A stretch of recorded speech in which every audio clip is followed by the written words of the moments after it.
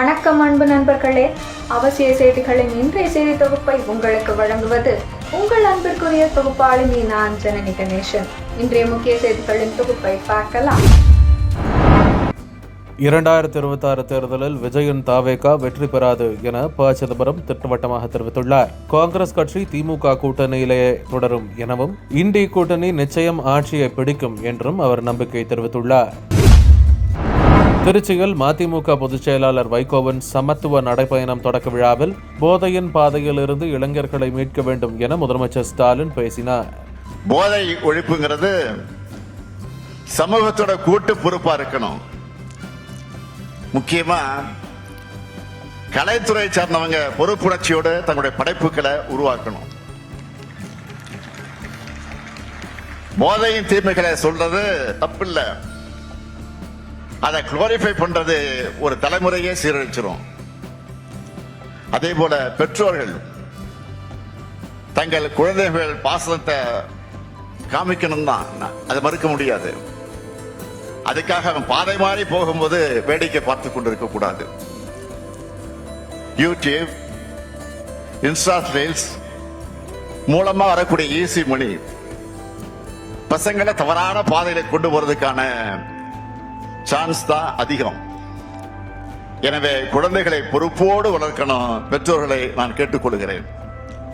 முக்கியமா அம்மா, அப்பா, அக்கா, தங்கச்சின்னு வீட்டில் இருக்கக்கூடிய சொந்தங்கள் நம்ம வீட்டு பசங்க வழி தவறி போகாம இருக்கிறத கண்காணிக்கணும். ஒருத்தருக்கு ஒருத்தர் மனசு விட்டு பேசணும்.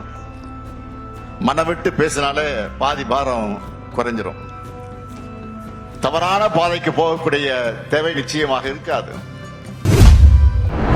காலவரையற்ற வேலை நிறுத்த போராட்டம் அறிவித்துள்ள ஜாக்டோ ஜியோ, போட்டோ ஜியோ நிர்வாகிகளுடன் நேற்று தமிழக அமைச்சர்கள் குழு பேச்சுவார்த்தை நடத்தியது. பின்னர் பழைய ஓய்வூதிய திட்டம் தொடர்பாக இன்று முதலமைச்சர் ஸ்டாலின் முக்கிய அறிவிப்பை வெளியிடுவார் என அரசு ஊழியர்கள் ஆசிரியர்கள் சங்கத்தினர் தெரிவித்துள்ளனர்.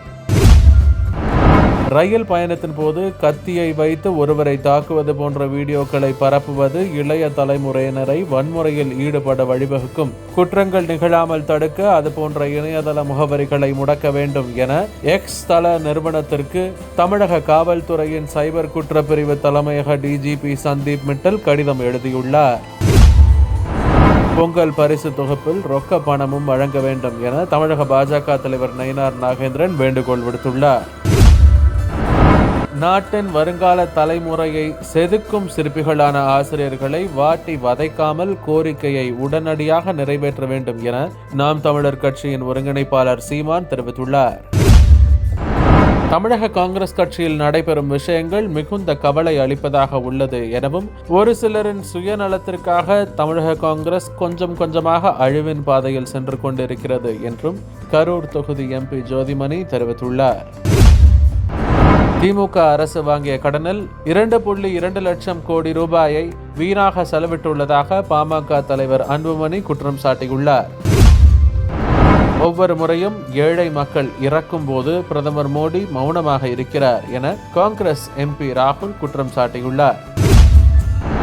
தண்ணீரை பகிர்ந்து கொள்ளுமாறு எங்களிடம் நீங்கள் கோர முடியாது என மத்திய வெளியுறவுத்துறை அமைச்சர் ஜெய்சங்கர் பாகிஸ்தான் நாட்டிற்கு திட்டவட்டமாக பதிலடி கொடுத்துள்ளார்.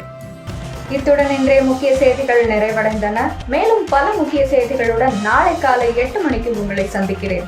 மறக்காமல் சேனலை சப்ஸ்கிரைப் செய்வதுடன் அனைவருடனும் பகிருங்கள். நன்றி, வணக்கம், ஜெய் ஹிந்த்.